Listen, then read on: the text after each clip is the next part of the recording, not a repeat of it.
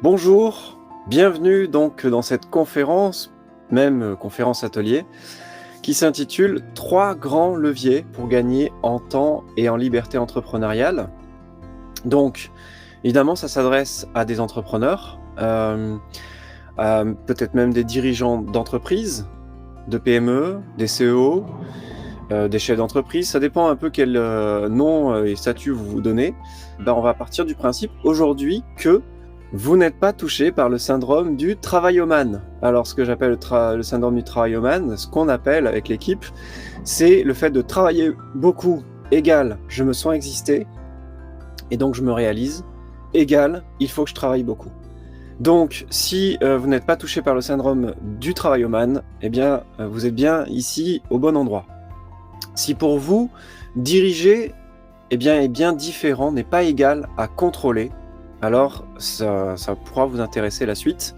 Si vous avez compris l'intérêt d'œuvrer avec votre entreprise, et je fais bien la différence entre travailler dans l'entreprise, bosser sur l'entreprise, et ensuite œuvrer avec l'entreprise.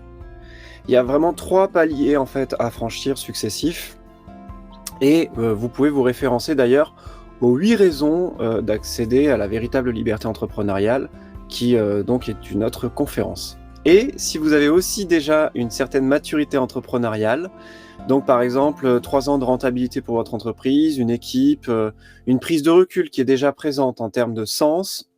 Ensuite, on va introduire un peu ces 3 grands leviers parce qu'en fait, depuis 12 ans que j'entreprends, j'ai créé au total pour l'instant 3 entreprises et en fait, issu de ces 12 années d'expérience entrepreneuriale, j'ai pu réaliser, des performances intéressantes que nous verrons ensemble et de là, en a découlé quelque part 3 grands leviers. 3 grands leviers. Donc aujourd'hui, je veux vraiment vous préciser le top 3 de ces grands leviers. C'est-à-dire ceux qui ont été les plus efficaces, les plus intéressants pour gagner en temps et en liberté entrepreneuriale. C'est bien l'objet de la conférence, ce sont les 3 grands leviers pour gagner en temps et en liberté entrepreneuriale. Donc en introduction, un petit rappel que j'ai déjà eu l'occasion de mentionner dans d'autres conférences, qui est que cette statistique, 74 de dirigeants travaillent plus de 50 heures par semaine. C'est une source, que vous retrouverez, bien sûr facilement. Donc de cette, donnée d'étude, pour moi, je me suis dit: «Mais, est-ce que c'est normal? Est-ce que c'est ça la vie?» Je vais vous proposer un petit exercice déjà et j'aimerais vraiment avoir votre réponse aussi dans le chat, c'est d'imaginer. Imaginez, vous avez gagné là maintenant 2 jours par semaine. Voilà. Vous avez gagné 2 jours par semaine. À partir de cette semaine et toutes les semaines qui viennent, vous avez 2 jours par semaine qui viennent de se libérer. Eh bien, qu'est-ce que ça vous fait? Première question. Qu'est-ce que ça vous fait maintenant d'imaginer, vous avez gagné 2 jours par semaine? Qu'est-ce que ça vous fait? Donc, je vois, Alvarez qui me dit: «Enfin du temps pour soi», Flora qui me dit: «Soulagé», Fabien: «Plus de temps libre pour repos, famille, projet». Alors la deuxième question que je vous invite à réfléchir, c'est: qu'est-ce que vous en faites? Qu'est-ce que vous en faites? Et donc il y a vraiment ces 2 questions-là qui sont vraiment primordiales. C'est: qu'est-ce que ça me fait de gagner 2 jours par semaine et qu'est-ce que j'en fais? Donc qu'est-ce que ça m'a fait moi, d'imaginer et ensuite de le réaliser, de gagner 2 jours par semaine? C'était maintenant il y a quelques années. Je me suis dit, «Je vais pouvoir me faire, plus de sport». Qu'est-ce que ça me fait? Ça me fait du bien, je vais pouvoir, prendre soin de mon corps. Parce que, j'étais un peu négligent sur l'aspect, corporel au niveau du sport, de l'exercice physique et je me suis dit: «Je vais pouvoir me faire une après-midi déjà dans ces 2 journées, je vais me faire une après-midi vélo». Parce que j'aime bien le vélo. Ou alors une après-midi paddle, parce que j'adore le paddle. Un autre élément aussi, c'est que je voyais que dans ma relation, un élément intéressant parce que je voyais de la frustration dans mon foyer et je me suis dit: «Qu'est-ce que ça me fait?» En fait, ça va, ça va me faire du bien, ça va créer un équilibre, ça me fait, ça me réjouit et il va y avoir, un meilleur équilibre et donc forcément moins de frustration de sa part parce elle va pas se dire: «Bah, voilà, tu passes trop de temps à ton boulot» et cetera. Donc qu'est-ce que ça vous fait? Ça, c'est une chose et qu'est-ce que vous en faites? Qu'est-ce que vous en faites concrètement? Donc imaginez vraiment, autorisez-vous pleinement de vivre, de gagner ces 2 jours par semaine et de se projeter aussi et de s'autoriser à ce que ce soit cette semaine et toutes les suivantes. Sachant que le temps est justement un des indicateurs, clés de la véritable liberté entrepreneuriale. Alors ce n'est pas le seul indicateur, il y en a 33 que j'ai pu, noter et que j'en présente 5 dans une autre conférence qui s'intitule «La véritable, 5 indicateurs de la véritable liberté entrepreneuriale» ou «La véritable liberté entrepreneuriale, les 5 indicateurs». Vous pouvez les retrouver sur la chaîne YouTube de l'Agence du Rêveur Ingénieux. Je vois d'autres réponses. Alvarez, je visite toutes les capitales d'Europe. Voilà, c'est son rêve. Donc, vous commencez à activer la dimension du rêve et de à nouveau se dire: «Ah oui, ils sont là, ils existent et je les reconnais». Warda, je voyage. Effectivement, le voyage pour moi est aussi un élément, notamment en camping-car. Donc je m'accorde beaucoup, beaucoup de déplacements en camping-car en ce moment, par exemple. Alors maintenant, on va aller plus loin. Vous imaginez, votre boîte tourne à 90 toute seule pendant un an. Voilà, ça y est, votre entreprise tourne à 90 toute seule pendant un an. Imaginez. Donc un an, admettons, peut-être que c'est pas tout de suite. Allez, vous imaginez le 1er janvier de l'année prochaine, de l'année qui vient. Le 1er janvier de l'année qui vient. C'est proche, hein, c'est pas si loin que ça et vous imaginez que maintenant, au 1er janvier jusqu'au 31 décembre de la même année, votre entreprise tourne à 90 toute seule pendant un an. Eh bien, à nouveau, les questions viennent: qu'est-ce que ça vous fait? Ça vous fait quoi réellement? Et j'aimerais vraiment avoir même vos réponses en toute authenticité de ce que ça vous perturbe, de ce que ça peut générer comme sentiment désagréable ou comme perturbation ou interrogation ou même les objections qui sont là. Qu'est-ce que ça vous fait d'imaginer ça? Est-ce que vous ressentez des blocages ou est-ce qu'au contraire, vous ressentez que c'est bon, je m'autorise, c'est nickel, je veux aller sur ce chemin-là? Parce que le «qu'est-ce que ça vous fait?» il peut y avoir autant les éléments positifs qui ressortent, mais il peut y avoir aussi les éléments négatifs.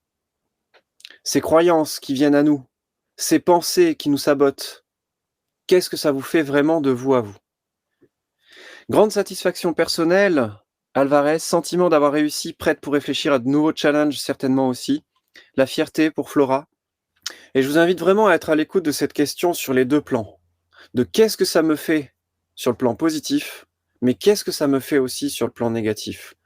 Sur le plan de, bah, j'y crois pas, c'est pas possible dans mon secteur et puis, en fait, qu'est-ce que je vais faire de mes employés? Ils ont besoin de moi ou alors, bah, en fait, si déjà mes employés, ils travaillent dur, moi je devrais travailler dur avec eux. Mais ça, c'est la croyance que l'employé travaille dur et peut-être parce que les personnes sont peut-être pas encore sur le réellement au bon endroit dans l'entreprise. Là, Fabien qui dit: «Permet de souffler un peu après 4 ans d'efforts intenses pour développer l'activité, recherche de financement, recruter les équipes». Alors maintenant, on va voir donc les 3 grands leviers avec ce top 1 de ces 3 grands leviers que j'ai pu activer moi-même, hein, dans mon expérience entrepreneuriale, donc avec 12 années maintenant de recul que je vous propose et ce top 1, c'est créer ce que j'appelle une TAG, une team autogérée et donc c'est vraiment le top 1, on va dire, sur le plan plus concret, qui permet en fait de gagner en temps et en liberté entrepreneuriale. Alors, je précise, de quoi est composée une team autogérée? Alors je vois en même temps les retours, ils sont très, très riches. Merci beaucoup. Cette fois-ci, il y a beaucoup d'interactions. Donc, Pierre Guillaume qui nous dit: «Désolé, inimaginable. En tant que conseil en communication, mon entreprise est trop dépendante de ma personne». Donc on pourrait voir ça ensemble, hein, de toute façon, n'hésitez pas à prendre rendez-vous. Vous avez le lien, disponible ici, quelque part sur cette page et qui, vous donne accès en fait, à une opportunité de vous offrir une session de mise au point ingénieuse autour justement de la liberté entrepreneuriale. Alors, n'hésitez pas, c'est sans obligation et c'est libre d'accès. On peut prendre 1 heure ensemble et donc Annabelle qui nous dit: «Hello Sébastien, oui, c'est compliqué car on est peu à être vraiment entrepreneur autonome et responsable. Des talents, des membres autonomes, investis, impliqués car bien recrutés». Voilà, qu'est-ce qui vous vient quand je vous pose cette question? De quoi est composée une team autogérée? De mon côté, ça se résume en 2 mots. 2 mots qui résument cette dimension de cette définition de la team autogérée et peut-être autogénérée. À chaque fois, ce mot me vient. Alors je vous fais pas le suspense plus longtemps. Je vous présente très rapidement la formule vie. La formule vie qui pour moi est donc vertueuse, infinie et exponentielle, amène de manière vertueuse, infinie et exponentielle cette dimension de liberté. Ouais, je vais faire une parenthèse. On a tellement dégoûté les gens des mathématiques en France qu'il est prouvé aujourd'hui qu'il y a certaines personnes, quand on leur montre une équation, il y a une partie de leur cerveau qui s'active, qui dit en gros « n'essaye même pas ». Vous avez quand même déjà 3 éléments que je présente là, dont la team autogérée. Donc, elle est composée de 2 mots-clés, je disais tout à l'heure, c'est H comme humain et T comme technologie. Alors évidemment, vous voyez que ça fait un peu comme formule mathématique. J'ai eu beaucoup, beaucoup de problèmes avec les maths, mais vous inquiétez pas, depuis que j'ai écouté Idriss Aberkam un jour. Alors, je vais vous en parler de ce phénomène du « n'essaie même pas ». En psychologie, ça s'appelle l'impuissance apprise. On peut convaincre un enfant très rapidement qu'il est mauvais. C'est dramatique, mais c'est comme ça. Ça marche aussi chez l'adulte. Mais désinstallez cette application qui vous dit « n'essaie même pas », virez-la, désinstallez-la. Parce qu'en fait, elle est super... Ça sert à quoi une équation? Rappelez-moi, en fait. Vous savez, il y a quelqu'un dans cette salle qui sait pourquoi ça a été inventé? Parce que indice, ça n'a pas été inventé pour vous emmerder, en fait. Mais à l'école, on n'a pas le temps d'apprendre ça. Et pourtant, ça sert à quoi une équation? Le cahier des charges d'une équation dans l'histoire humaine, c'est faire tenir une expression dans le moins de caractères possible. Dans l'histoire des maths, l'équation apparaît lentement, péniblement, avec un seul fil directeur, réduire le nombre de caractères pour une phrase longue. Par exemple, le signe égal, il a été inventé par un mathématicien écossais qui en avait juste marre d'écrire est égal à tous les jours. Et le gars, il remplissait des lignes de est égal à, et ça le saoulait. Il disait, allez, on va mettre 2 lignes, pas chier, quoi. Et donc la notion de formule mathématique, ça a été une vraie réconciliation pour moi. Donc là, le h au cube, pourquoi h au cube? Parce qu'en fait, les humains, eh bien, il y a vraiment des éléments clés à savoir. Il y a notamment qu'en fait, il y a à prendre en compte que l'humain sera toujours plus important que la technologie. C'est pour ça qu'il y a un rapport de force entre le cube et le carré. Le H au cube, c'est aussi parce que dans une entreprise, généralement, on considère que les 3 premiers recrutements sont vraiment les plus cruciaux, en fait, dans la pérennité d'une entreprise. Et puis évidemment, il peut y avoir cette notion de triade. Quels sont les 3 humains les plus précieux dans l'entreprise, peu importe la taille de l'équipe actuelle? Et de savoir bien les identifier. Alors, bien sûr, on pourrait parler d'hommes clés, ça, ce serait une autre histoire et on verrait ensemble comment s'en affranchir. Je sais que les assurances aiment beaucoup proposer des contrats hommes clés et j'en ai jamais eu de ma vie d'entrepreneur parce que, tout simplement, il y a aussi d'autres leviers importants. Et donc, en même temps, la technologie au carré parce que justement, elle doit être fluide, elle doit être au carré, comme on dit. J'ai eu une expérience dans l'armée de l'air, je me suis engagé, on a travaillé aussi dans l'équipement des avions de chasse, en aéronautique de précision. Et donc, c'est aussi un parcours qui inspire ce que je peux vous partager aujourd'hui. Il n'y a pas que 12 années d'expérience entrepreneuriale, il y a aussi 7 années d'expérience en aéronautique de précision. Et donc, forcément, il y a des enjeux aussi, comme la vie d'un pilote. Et donc, pour ça, on a aussi des éléments clés à mettre en place. Alors, voilà, donc la team autogérée, ça se résume en 2 mots-clés. Les humains, la technologie. Maintenant, est-ce que vous êtes d'accord avec moi que la technologie, il y a toujours cette interrogation que où est sa juste place? Et quelles sont ses limites? Et que peut-être que vous vous êtes interrogé pour vous-même, jusqu'où je vais aller dans l'automatisation de mon entreprise? Et que ça reste quand même en rapport avec la vision et les valeurs. Est-ce que ça, c'est des questions que vous vous êtes déjà posées pour vous? Et jusqu'où on peut pousser la place de la technologie? Et que ça ne nuit pas à la vision? Et pousser réellement de manière objective, si on s'affranchit de ce que je disais tout à l'heure, de ce qui peut nous bloquer, les histoires qu'on se raconte, les croyances et cetera. Justement, on peut voir 2 fausses croyances, parce que la technologie, il y a quand même un potentiel là-dedans qui est quand même assez important et donc qui est en lien avec l'automatisation. D'ailleurs, je vous fais une petite aparté sur la différence entre ce que j'appelle l'automatisation et l'autonomisation. Pour moi, rendre une entreprise 100% autonome et donc amener de l'autonomisation, ce n'est pas à confondre avec le fait de rendre l'entreprise complètement automatisée. Et il peut y avoir souvent une confusion entre les deux. Lionel qui nous dit « Aucun problème, juste garder un côté humain en déléguant aux bonnes personnes dans l'entreprise ». Donc, les deux fausses croyances qui sont là, et donc sous forme un peu d'atelier, vous pouvez répondre à cet exercice, à ces deux exercices. Premièrement, à quel point de 1 à 10, je considère que la technologie nuit à la qualité de la relation humaine? Quel est mon rapport à cette croyance-là que la technologie nuit à la qualité de la relation humaine de 1 à 10? 10, c'est oui, ça nuit énormément à la qualité de la relation humaine. C'est pour ça d'ailleurs que j'en utilise le moins possible. Et 1, pour moi, la technologie ne nuit pas tellement à la qualité de la relation humaine. En tout cas, c'est pas ma considération. Après, bien sûr, ça dépend de sa manière de l'utiliser. Donc voilà, on voit que, il y a des réponses. La technologie doit être au service de la relation humaine. Oui, tout à fait. C'est un outil. Si on se repose pas que sur ça pour développer son entreprise, eh bien je dis 1 sur 10 pour Lionel. 3, Delphine, suffit de bien l'utiliser. Voilà, super, merci pour vos réponses. Il m'en manque encore d'autres. Je vois 1 de Pierre-Guillaume. Donc voilà, il y a quelques réponses qui commencent à arriver. Je veux bien voir les autres, bien sûr, je serais ravi de continuer à lire et ça permet de mieux faire connaissance entre nous aussi. Deuxième élément, la technologie a-t-elle une place juste dans un marketing ingénieux à visage humain, selon vous? La technologie, pour moi, a-t-elle une place juste dans un marketing ingénieux à visage humain? Parce que souvent, là, on va toucher quelque chose de très très fort quand on parle de marketing, c'est la dimension de relations humaines, de relations commerciales forcément aussi. Et donc, est-ce que vous êtes plutôt du genre non, c'est trop robotisé? Et donc pareil, d'ailleurs dans ma communication, j'utilise pas trop tous les leviers possibles, comme les chatbots, etc. ou l'autorépondeur, ou oui, mais selon son utilisation et l'intention. Donc il y a des réponses comme bien sûr de Pierre-Guillaume, Annabelle qui nous dit on peut se libérer des tâches répétitives, donc qui répondait à la question précédente. Warda, oui, oui, la techno aide à améliorer nos process, oui. Voilà, merci donc pour ces réponses.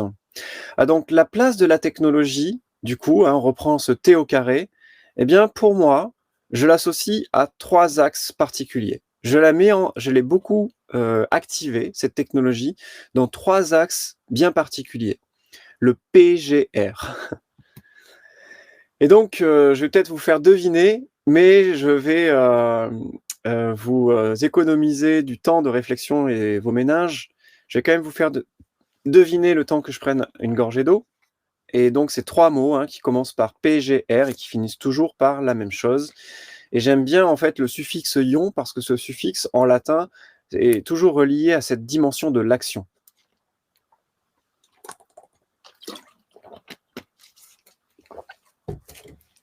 Donc je vois des réponses. Lionel qui nous dit programmation, gestion, réflexion.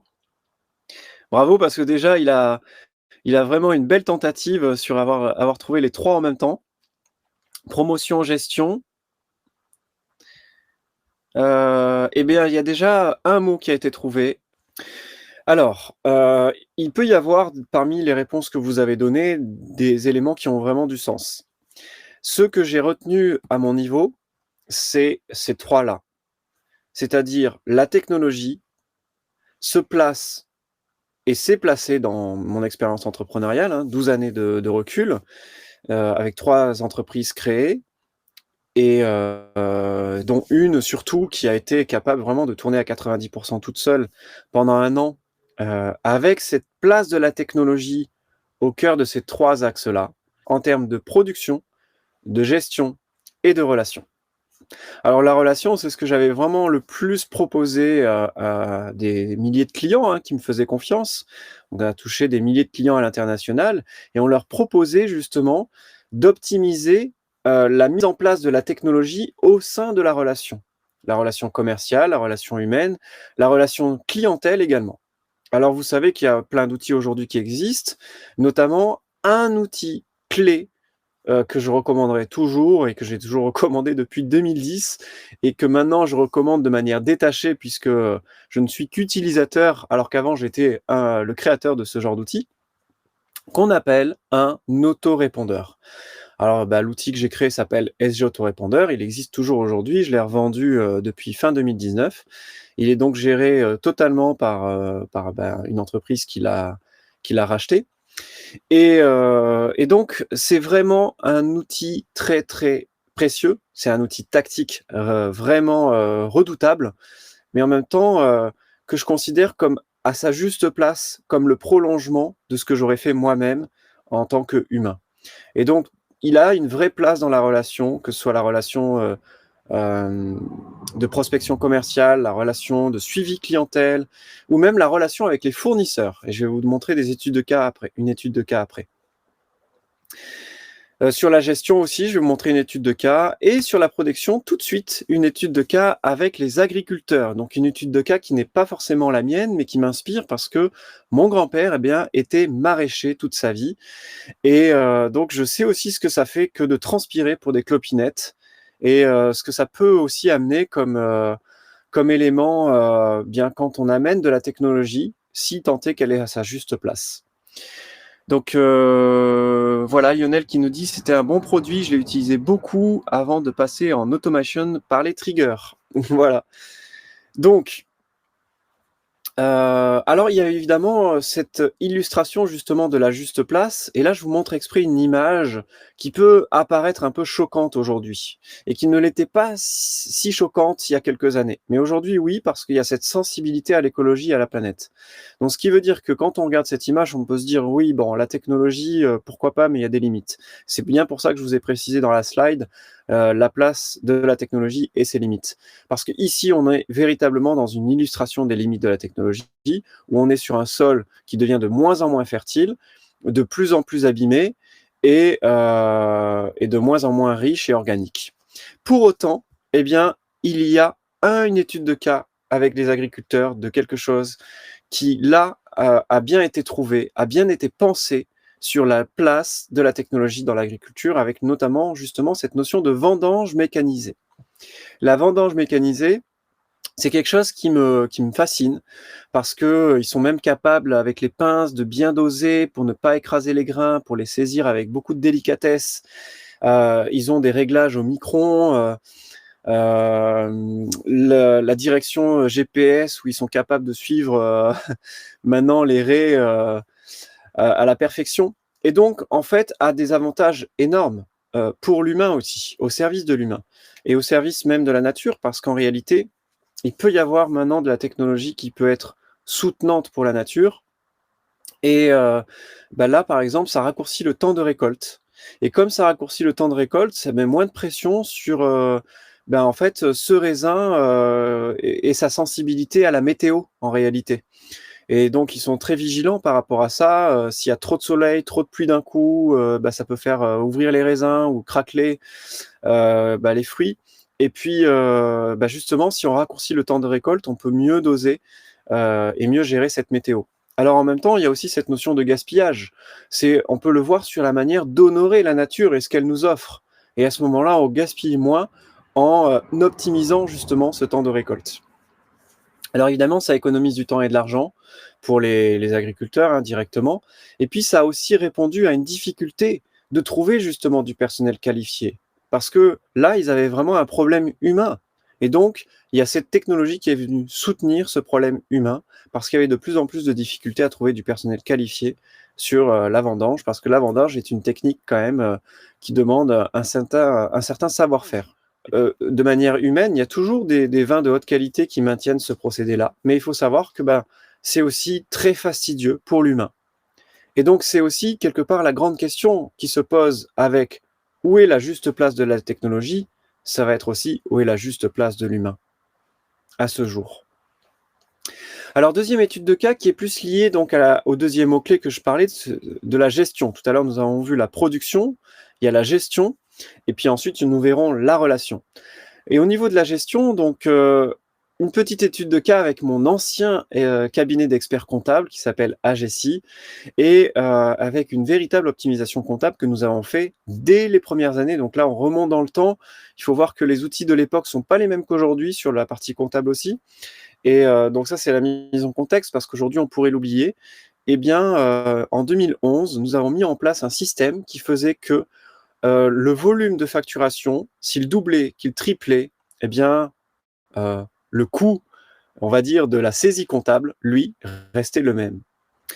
Donc, c'était un expert comptable dans un village provençal qui est surtout habitué au milieu artisanal ou des commerçants, donc ils ont d'autres types de fonctionnement. Et là, j'arrive avec une société du numérique qui se dit, ben voilà, on est susceptible d'avoir des milliers de clients très prochainement. Donc, comment on va automatiser tout ça? Et donc, on a automatisé la gestion des rapports, donc les rapports comptables et les rapports de facturation et tout ça. Et puis, on a aussi donc mis en place par du développement, du coup, là, c'est du code, hein, du codage, du développement PHP pour être exact, et pour mettre en place tout ça. Et on a aussi optimisé la relance de suivi. C'est-à-dire que pour moi, en tant qu'entrepreneur, ce qui est très important, c'est que tous les mois, je sache que tout est clean. Et je n'aime pas en fait à la fin de l'année me dire: «Ah tiens, il faut, récupérer, telle facture de tel fournisseur» ou bien «Il y a tel écart, il y a une erreur de chiffre quelque part». Pour moi, c'est une horreur que de devoir revenir 6 mois en arrière. C'est pour moi, je vais de l'avant et donc au mois le mois, tout doit être, ben, comme sur des roulettes. Et donc, on a mis en place de la technologie pour aller justement optimiser cette gestion-là. Alors évidemment, c'est un exemple très simple qui concerne tous les entrepreneurs et je suis sûr que parmi l'audience aujourd'hui, parmi les personnes qui nous écoutent, il serait probablement possible de voir où est-ce que sur votre gestion comptable ou même la gestion de votre entreprise, on pourrait encore mettre de la technologie et optimiser et amener encore de l'automatisation. Ensuite, étude de cas avec Renault. Là, c'est sur l'optimisation commerciale. Donc effectivement, j'ai acheté, pour ma première société, donc on a acheté une, Talisman Business. Alors, bah, en fait, il se trouvait que Renault était juste en face de mon cabinet d'expert comptable, hein. C'est pour ça que pourquoi avoir choisi les 2? Parce que c'était dans un village de là où à côté de là où était l'entreprise, qui prône le local, le français et cetera, ben voilà. Et donc, de là, après l'achat de la voiture, il y a eu un suivi commercial qui a été enclenché. Et ce suivi commercial, eh bien, c'était tout simplement comment? C'était quelqu'un qui d'ailleurs, j'ai eu une interaction réelle, hein, avec quelqu'un, Jérémy de mémoire ou Jérôme, il s'appelait je sais plus et on va l'appeler, Jérôme et donc Jérôme m'appelle quelques semaines plus tard en me disant, voilà: «Est-ce que la voiture vous plaît? Est-ce que vous êtes content de votre achat et cetera? Est-ce que vous avez besoin de nous? Est-ce qu'il y a des choses à revoir?» Et donc tout ça, c'était très appréciable. C'est là qu'on mesure les bénéfices pour le client et en même temps pour l'entreprise. Donc pour moi, en tant que client, c'est très appréciable. J'apprécie la relation humaine, j'apprécie d'avoir été appelé et je lui dis en réalité, avec mon regard objectif et même en tant que client, que, heu, en réalité, un outil tactique pouvait être implémenté dans cette dimension de suivi commercial, sans que ça nuise à la qualité de la relation humaine et je lui ai donné cette solution qui consiste en fait à permettre de déposer un message vocal sur le répondeur de la personne, donc sur le répondeur téléphonique sans faire sonner le téléphone, donc moins intrusif, ce qui fait qu'à tout moment, quand je suis disponible, j'écoute mon message vocal et j'entends Jérôme qui me dit: «Bonjour Sébastien, voilà, je vous appelle, ça fait quelques semaines maintenant que vous avez acheté, bah, une Renault, chez nous et vraiment, bah, on en est ravis, on est honorés, merci pour votre confiance et en même temps, je voulais savoir si tout allait bien pour vous. Est-ce que vous êtes content de votre véhicule? Est-ce que, eh bien, tout va bien? Est-ce que vous avez besoin d'aide? N'hésitez pas à m'appeler au 06 ta ta ta ta ta ta». Et donc la qualité de la relation humaine est toujours là, sauf que par contre, il y a une vraie optimisation parce qu'il y a une implémentation de l'automatisation possible et à sa juste place. Du coup, par rapport à ça, eh bien, ils ont reconnu le commercial a reconnu l'ingéniosité de cette optimisation. Il a reconnu que ça servait toujours au niveau de l'humain et que ça faisait son efficacité par rapport aux bénéfices recherchés de ce suivi commercial enclenché après l'achat d'une voiture. Maintenant, il y a eu d'autres contraintes et c'est là où, ben, j'espère que vous tomberez pas là-dedans. dans ces pièges-là, c'est la contrainte de la réunionnite aiguë, la contrainte de la multichaîne décisionnelle, qui fait que ça faisait lourd et qu'en fait, il a renoncé à faire remonter à sa hiérarchie et à ce que ça puisse être implémenté, parce que ça nécessitait trop de démarches, de négociations pour dire à ses chefs ou à ses supérieurs ou à la direction que ça serait un modèle très intéressant à mettre en place et que ça ferait des économies en plus à la chaîne de manière globale. Donc maintenant, comme je disais tout à l'heure, la place de l'humain dans tout ça. Parce que finalement, l'humain-robot, est-ce que ça a du sens aussi aujourd'hui? L'humain-robot, pour moi, je me suis déjà dit depuis longtemps, non merci. Non merci autant pour moi que tous les collaborateurs qui travaillent aussi avec moi ou pour l'entreprise ou avec l'entreprise. Après, vous voyez comment vous mettez vos postures qui vous correspondent. Donc c'est là où en fait, on en arrive après à ce top 2 des 3 grands leviers d'automatisation, qui est le fait d'avoir un tableau de bord ingénieux. Ingénieux, pourquoi? Parce que le tableau de bord, je ne le vois pas comme du tableau Excel. Non, non, non, non. Je le vois vraiment comme un tableau de bord organique qui forcément intègre la dimension humaine, intègre la dimension vivante et la dimension de différents éléments qui doivent interagir les uns par rapport aux autres et que ce soit pas trop figé justement dans les tableaux Excel. Mais il existe un tableau de bord et voici mon tableau de bord qui me permet de faire cap vers la véritable liberté entrepreneuriale depuis quelques années. Et ce tableau de bord, eh bien, il est constitué de quelques montgolfières, c'est comme ça que je l'ai représenté. Et ce tableau de bord me permet en fait de véritablement voir la justesse de tout ça dans le fait de gagner du temps et de gagner en liberté entrepreneuriale. Par exemple, un élément aussi de ce tableau de bord, c'est comment je m'assure de réduire au maximum mes indécisions ou les indécisions dans mon équipe. Et ça, c'est le CODAO qui nous permet ça. Réellement, on passe de j'ai des indécisions régulières à les indécisions disparaissent de ma vie d'entrepreneur. Et donc, ce tableau de bord me permet réellement de faire cap vers ma véritable liberté entrepreneuriale. Et cap, c'est aussi justement un volet global qui est lié à la vision, mais qui est aussi lié à ces 3 mots-clés, la croissance, l'assise et la pérennité. On en a déjà parlé dans d'autres conférences. Et d'ailleurs, pour le tableau de bord, je reviens un petit peu là-dessus. En fait, l'idée, ce serait d'imaginer maintenant votre tableau de bord ingénieux. Celui qui, à ce moment-là, est le plus juste pour vous. Mais ce tableau de bord global de la liberté entrepreneuriale et du temps que vous gagnez aussi, comment vous pouvez optimiser tout ça. Et donc, vous pouvez vous inspirer de celui que j'ai développé, qui est hyper puissant, parce que vous avez vraiment des éléments sur lesquels on va dire que c'est incontestable. Il y a quand même pas mal d'éléments universels qui ont été modélisés là, comme notamment la notion d'ascension entrepreneuriale ingénieuse. Donc ça, vraiment, avec grand plaisir de vous partager ça en privé, en prenant rendez-vous ensemble. Prenez 1 heure et on aura l'occasion de pouvoir voir votre propre situation personnalisée et c'est libre et sans obligation. Mais au moins, vous aurez encore d'autres éléments à vous mettre sous la dent et puis peut-être justement des éléments clés qui vont constituer votre tableau de bord ingénieux. Donc le 3e du top 3 de ces 3 grands leviers qui me permettent de gagner en temps et en liberté entrepreneuriale, eh bien, c'est maintenir la force de son vent. Alors, je vois quelques retours. Annabelle qui me dit « Le bon vieux Kodao est toujours en action ». Bah oui, il revient même en force, justement, pour faire le bon jeu de mots. Et la force de son vent, eh bien, la voici. Je vous la décris. On en a aussi parlé, on en parle aussi dans une autre conférence, donc je vais faire plus court. C'est cette association de 4 mots-clés: volonté, engagement, niaque et ténacité.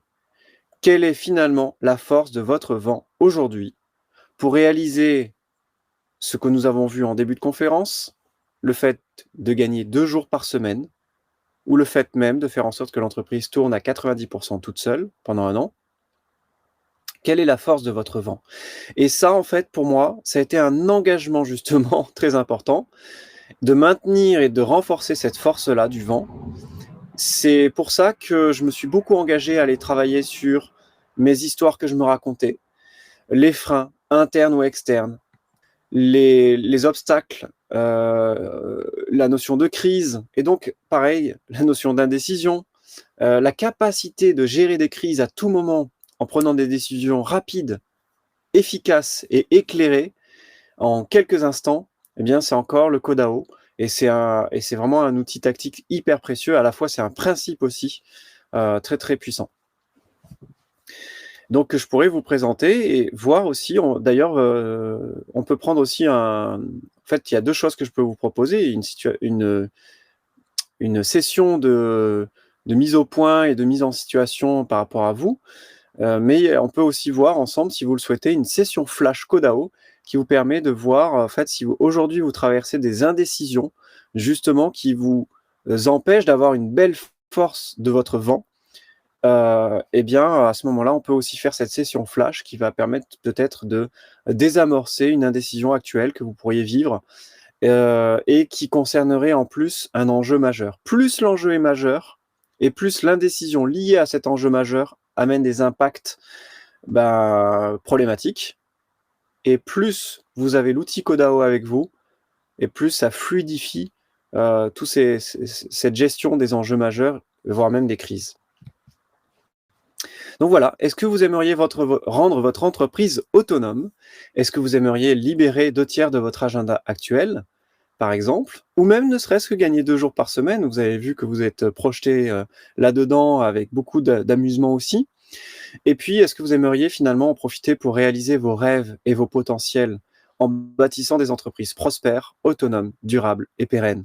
Et en œuvrant également aux rêves de vos proches. Parce qu'en réalité, on ne pense pas qu'à nous. Nous ne sommes pas que des égoïstes. Même si nous pensons à nous en premier, parce que penser à nous, c'est aussi permettre de mieux contribuer et œuvrer pour les autres. Alors, quel rêve avez-vous? Quel rêve avez-vous vraiment qui mérite maintenant de se glisser dans 2 jours par semaine? Ou peut-être qui se mérite de glisser dans 5 jours par semaine parce que ça y est, votre entreprise tourne à 90% toute seule sans vous. Quel rêve avez-vous aujourd'hui? Est-ce que vous voulez bien me les partager, s'il vous plaît? Quel grand rêve? Peut-être avez-vous même renoncé ou vous avez décalé parce que vous dites c'est pas le bon moment encore pour les réaliser, mais ils sont là. Ils sont là au fond de vous. Quel rêve avez-vous? Pour vous, déjà juste pour vous. Si vous voulez bien me partager aujourd'hui, c'est quoi ces rêves que vous avez pour vous? Alors peut-être que vous vous dites, bon, moi ça va, j'en ai pas trop. Alors ok, quels rêves ont vos proches et pour lesquels vous aimeriez vraiment contribuer? Vous en avez, c'est obligé, vous avez identifié chez vos proches des rêves pour lesquels vous aimeriez contribuer. Alors, une citation qui m'inspire, celle-ci: «La quête de liberté est la plus ingénieuse des folies, elle n'a pour destination que sagesse et émancipation», de Stéphane Terry. Et moi, c'est vrai que je considère la liberté entrepreneuriale comme une démarche de sagesse et d'émancipation pour soi et les autres. Et même pour l'entreprise, parce que on pourra voir ça de manière plus détaillée pour chacun, mais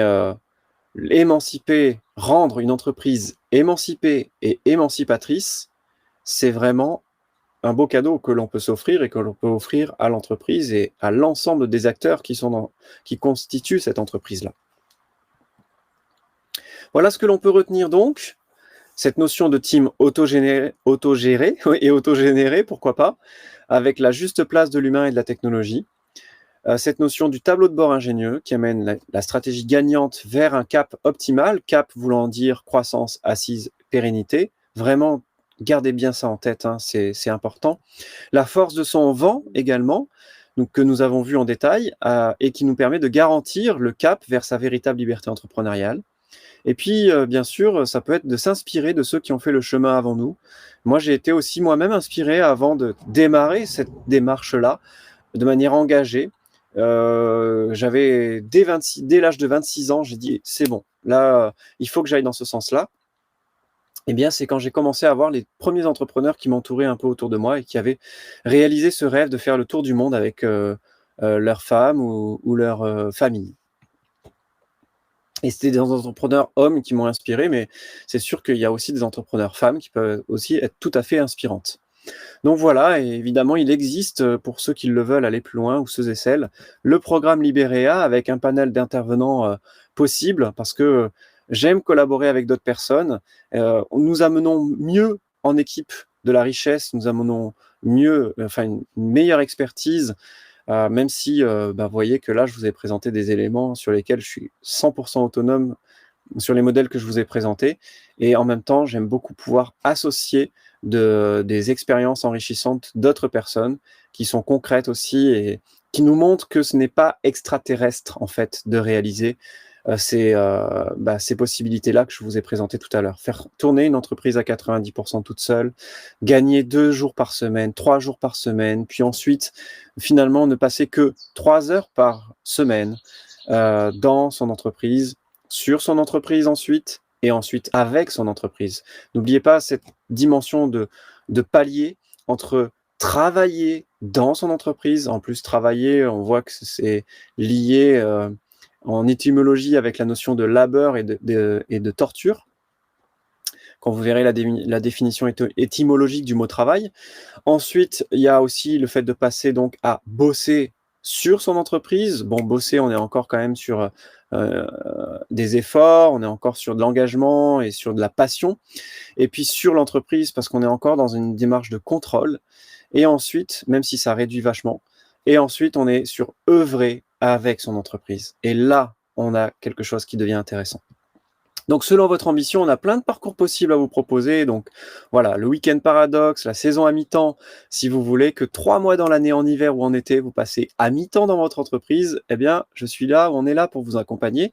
Si vous voulez faire en sorte de faire 6 mois à 70% d'absentéisme dans votre propre entreprise, eh bien, aucun problème, on a le parcours qu'il faut. Si peut-être on amène plus la notion d'assise avec 1 an de trésorerie d'avance pour être capable de traverser une crise sur 12 mois en toute sérénité, eh bien c'est aussi là. Et puis pour ceux et celles qui sont vraiment les plus ambitieux, faire l'année sabbatique sereine, 12 mois de liberté, et faire en sorte que du coup l'entreprise tourne à 90% au moins. Moi je suis allé jusqu'à 97%. Pour faire tourner l'entreprise sans perte de chiffre d'affaires. Donc ça, c'est déjà aussi une étape, parce qu'il y a faire tourner son entreprise à 90% toute seule, mais on perd du chiffre, un petit peu. Faire tourner son entreprise à 90% toute seule, sans perdre de chiffre d'affaires.